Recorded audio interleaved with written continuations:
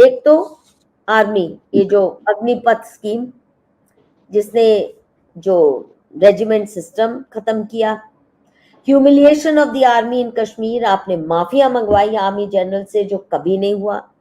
जो भी officer strict action लेते हैं उनको ट्रायल पे, उनके खिलाफ एफआईआर, क्या क्या नहीं होता। इतनी ह्यूमिलिएशन कभी आर्मी की किसी ने नहीं करवाई थी जो फक्र से मोदी जी करवाते हैं कि मैं पहला प्रधानमंत्री हूं जिसने माफी मंगवाई खुलेआम आर्मी जनरल से कश्मीर। बताइए, टेररिज्म कंट्रोल करेंगे अगर माफिया मंगवानी पड़ेंगी?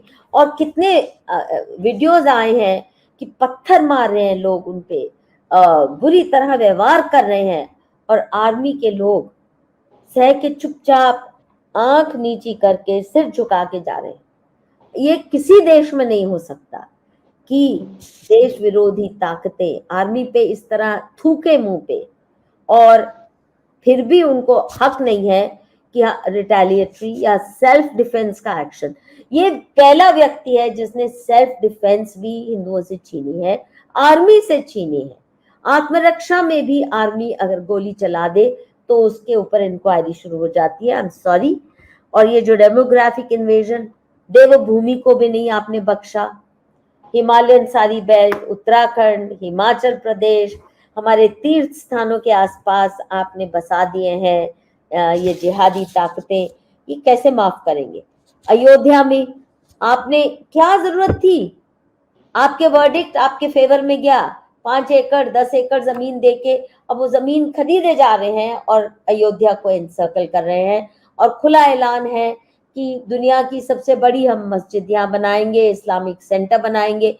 अयोध्या तो कम से कम इस्लाम विहीन, चर्च विहीन होना चाहिए, वेटिकन जैसे उसका स्टेटस।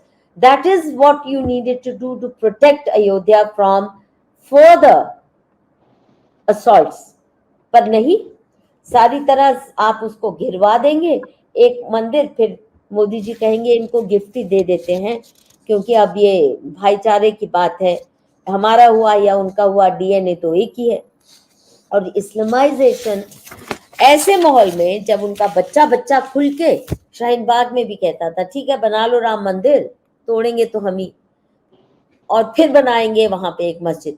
छोटे छोटे बच्चे उनके इस कन्विक्शन के साथ खड़े हुए हैं, और इतने मिनी पाकिस्तान बना लिया आपने, पाकिस्तान बने जा रहे हैं। तो आई एम सॉरी, ये तो अक्षम्य अपराध ही कहे जाएंगे।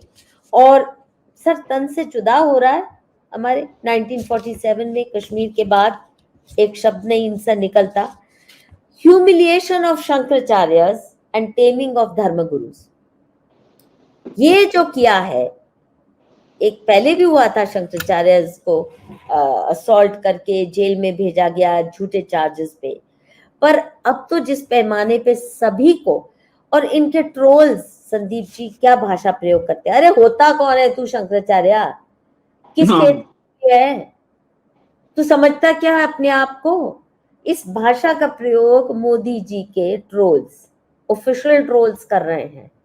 आप बताइए, जिन यूट्यूबर्स को ये खूब पैसा खिला रहे, आज सारे खरीदे हुए यूट्यूबर्स इनके साथ हैं, और क्या भाषा का प्रयोग करते हैं? कम से कम सभ्य भाषा तो सिखा दीजिए। सड़क छाप भाषा में अपमानित करते हैं धर्मगुरुओं और को। ये सड़क दीदी, वो सड़क छाप यूट्यूबर्स, अयोध्या का फैसला पढ़ने की हिम्मत नहीं है उनमें। वो सड़क छाप यूट्यूबर सुल्तान से पैसे लेकर अयोध्या का फैसला तो पढ़ लो जो शंकराचार्य जी को गाली दे रहे हो, पर वो पढ़ने की हिम्मत नहीं है उनमें, क्योंकि वो पढ़ेंगे तो नरेशन ध्वस्त हो जाएगा।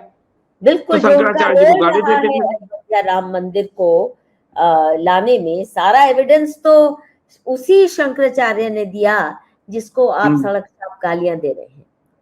ये जो बदतमीजी है, और वो सब अपमान झेल लिए।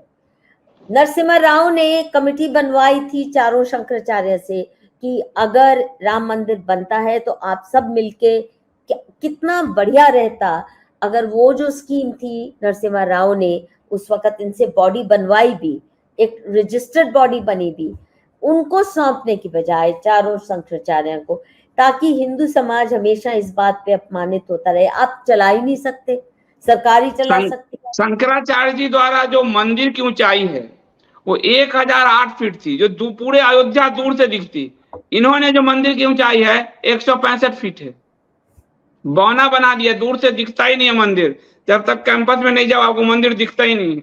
बौना बना दिया हमारे राम नहीं, वो मंदिर। सीढ़ियां जो स्ट्रक्चर है वो ऊंचा है, पर मंदिर का जो शिखर होना चाहिए जो दूर से दिखे वो नहीं दिखता। नहीं, हाँ, सही बात है, सही बात कह रहे हैं। और शंकराचार्य जी का वो जो नक्शा था वो 1008 कि जब बन रहा है 500 साल बाद, तो उस ऊंचाई का हो जो पूरे अयोध्या दूर से दिखे, पूरे अयोध्या में वही दिखे। उनके मॉडल को खत्म कर, क्यों? क्योंकि 1008 बनाने में समय लगता, 165 जल्दी चुनाव में फायदा लेना था, लेकिन वो भी राम जी ने फायदा नहीं दिया इनको। बिल्कुल। फिर जो राजनीति में अम्बेडकरिज्म लाए हैं और पसमंदा के नाम पर जो लुटाया जा रहा है, आपने खुद ही बहुत सुंदर आंकड़े इकट्ठे किए कि अगर कुल मिलाएं तो 1 लाख करोड़ रुपया इन पे न्यौछावर हुआ है। और एजुकेशन, विदेश में पढ़ने जाओ, आईएएस के लिए कोचिंग कराओ, ये सब आप बहुत भली बात। दीदी, मनमोहन सरकार में मुस्लिम अल्पसंख्यकों को विदेश भेजकर पढ़ाने की कोई व्यवस्था नहीं थी, ये व्यवस्था इन्होंने किया है। और मंदिर तोड़ने का कार्यक्रम जो चला और है, मंदिर भी किससे तुड़वाया? मैं अपनी आंख से देखा हूँ, मंदिर भी पसमंदाओं से, रोहिंग्याओं से तुड़वाया है। जो औरंगजेब ने किया था वो इन्होंने किया है। ये शिव कैसे माफ कर देंगे? और इतनी मूर्तियां जो पुरानी मूर्तियां थी, पूजनीय थी, वो गायब हैं, पैरों तले रौंदी गई। जो इस्लामी औरंगजेबी लोग करते थे ये सब करते थे। और फाइनली बहुत और भी बातें हैं, पर मुझे लगता है कंक्लूड करने के लिए मैं कहूंगी, ये जो loss of territory to China और उस पे झूठ बोले जा रहे हैं, झूठ पे झूठ बोले जा रहे हैं, ये कब तक छुपाएंगे? लद्दाख रो रो के कह रहा है कि आपने 4000 किलोमीटर दे दिया और हमारे चरवाहे नहीं पहुंच पा रहे। वो सोनम वांगचुक उसको गालियां देते फिरते हैं इनके बॉट्स, पर वो जो इशू उठा रहा है वो तो सही उठा रहा है। आप सुनने को तैयार नहीं। वहां भूख हड़ताल कब से चल रही है। आपने लद्दाख के लोगों को मजबूर कर दिया कि जो मैनिफेस्टो में वायदे किए थे वही मांग रहे हैं, उनको लागू कर दीजिए। और सोनम वांगचुक को, इसको जो लोग ये, जिनको मैं मास्टर स्ट्रोकवादी कहता हूं, सोनम वांगचुक चूंकि उसको रेमन मैक्से से मिला है तो वो विदेशी फंडेड है। अरे एशिया वाईपीएल में जिसने ट्रेनिंग लिया है उनको विदेशी फंडिंग का हो ना। नहीं, और पीएम फंड ने, हेलो, कितने लाख करोड़ रुपया आया है पीएम फंड में, और पीएम कहते हैं कि इसकी जानकारी मैं नहीं दूंगा, ये पब्लिक इंफॉर्मेशन नहीं है। और अगर सोनम वांगचुक एक रेमन मैग्सेसे के लिए विदेशी हो गया तो आपको जो ये अरब के 6 अरब के देशों ने जो पुरस्कार दिया वो क्या है? फिर किस लिए दिया गया?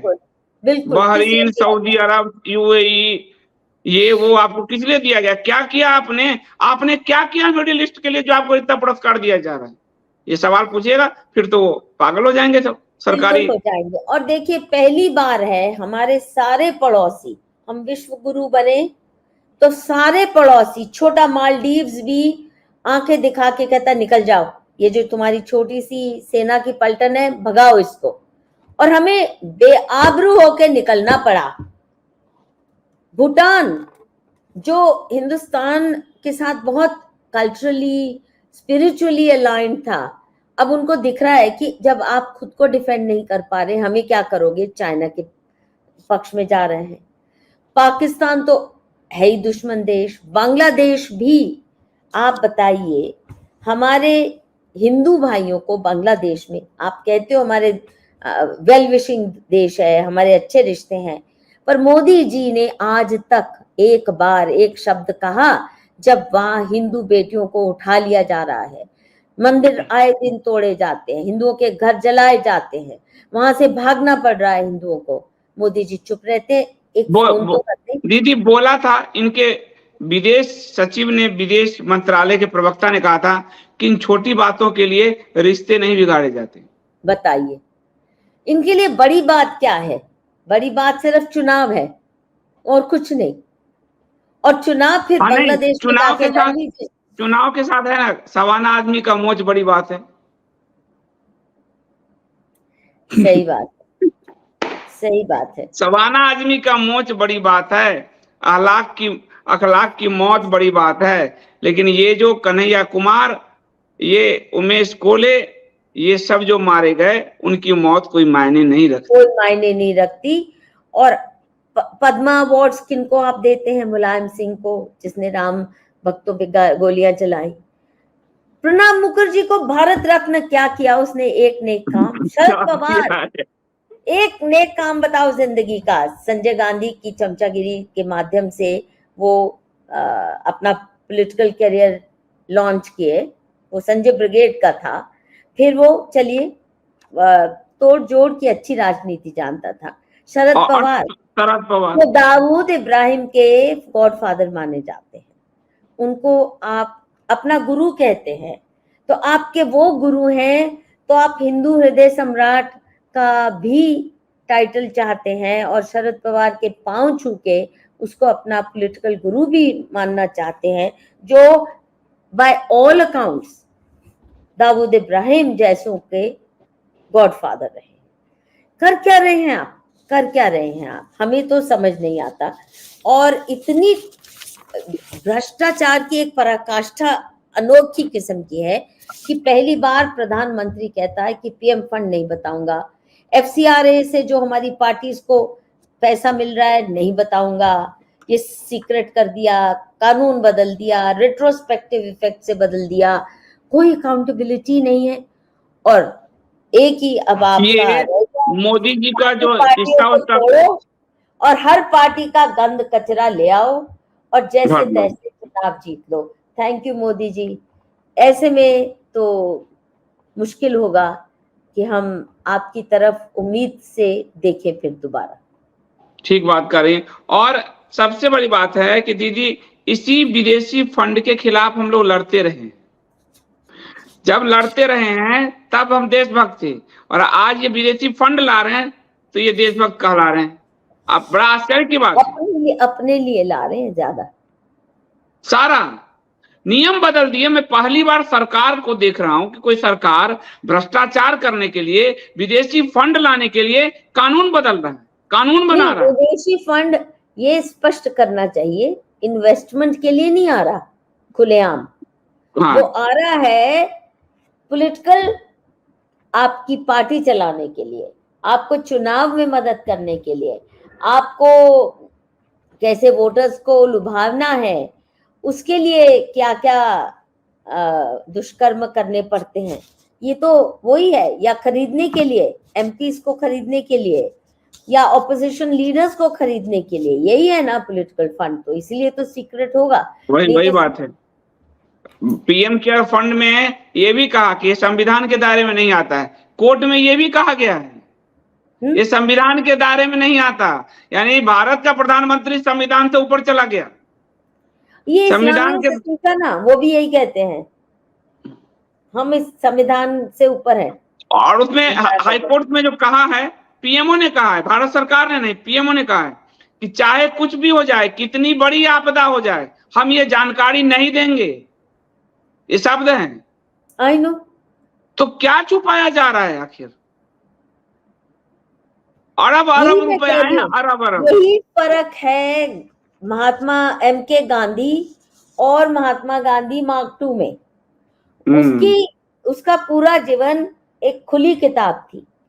इनकी लाइफ के तो इतने सीक्रेट्स हैं। और एक बात आप ध्यान रखिए, ये केवल ACYPL की सिर्फ बात नहीं है, और ये सिर्फ मोदी जी की बात नहीं है। अमेरिका हो या चाइना, चाहे वो पत्रकारों को लेके जाता है, या वो राजनेताओं को लेके जाता है, या ब्यूरोक्रेट्स को इनवाइट करता है, या जजेस को, ये हमेशा साथ में हनी ट्रैपिंग होती है। और ये मैं अंदरूनी जानकारी है कि जैसे चाइना में जब वो जर्नलिस्ट को भी, करीब 2000 जर्नलिस्ट यहाँ से गए, चाइना बहुत स्पष्ट कहता है कि बीवी के साथ मत आना, अकेले आना। और जितने गए हैं तो वो फिर डुगडुगी बाज के क्यों बन जाते हैं? क्योंकि वो कुछ कमजोरियां इनकी पकड़ लेता है। तो अमेरिका भी यही करता है, जिसको वो पेट्रोनाइज करता है पहले उसकी एक फाइल बनाना शुरू कर देता है, उसकी कमजोरियों की, उसकी हनी ट्रैपिंग की।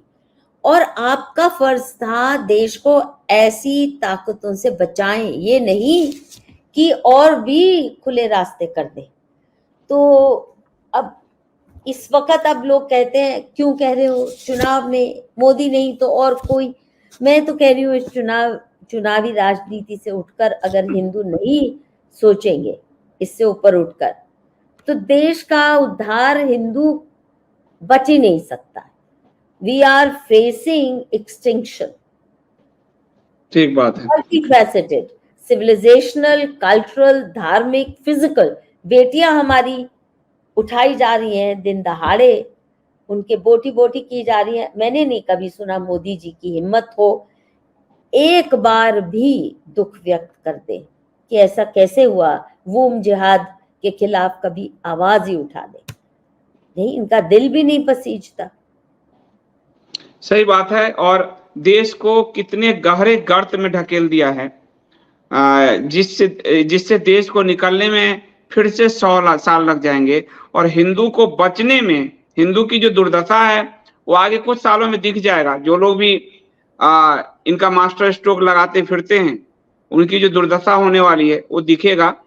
तो हिंदू नहीं संभला यदि, तो उनके साथ क्या संभलेंगे? एडमिनिस्ट्रेशन में घुसा दिया, आप एक थाने में घुसा दो, वो लोग जिनका एजेंडा है भारत तेरे टुकड़े होंगे इंशाल्लाह इंशाल्लाह, एक थाने में एक घुसा दो। ऐसा आईएएस में एक पोस्ट दे दो, दीदी आर्मी में बटालियन में 10 लोग ऐसे आ गए, भारत तेरे टुकड़े होंगे इंशाल्लाह जिस जेएनयू से निकला, उस जेएनयू में उन्होंने एक वाइस चांसलर बैठाया इसी सरकार ने। वो वाइस चांसलर का रही है, जेएनयू में ये सब नहीं होता है।